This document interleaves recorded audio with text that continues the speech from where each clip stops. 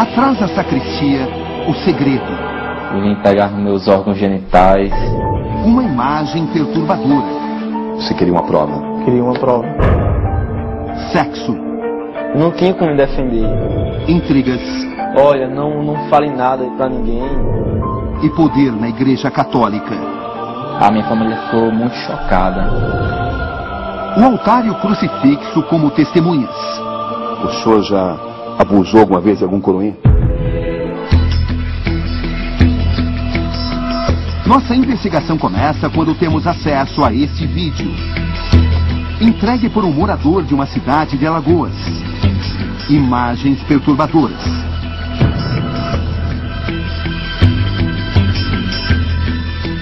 Cenas que revelam uma face obscura da fé.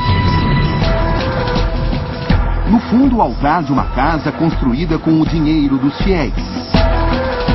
Na cama, um padre.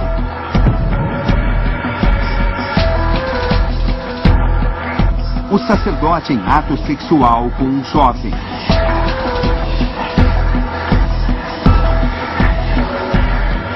Imagens fortes, que obviamente não podemos mostrar em sua totalidade.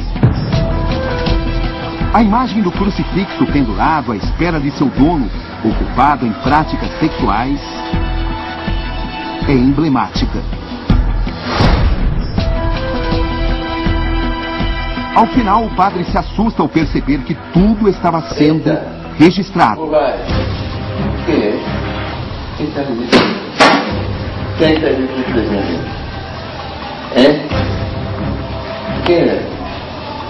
É nada. É? Quem está aqui?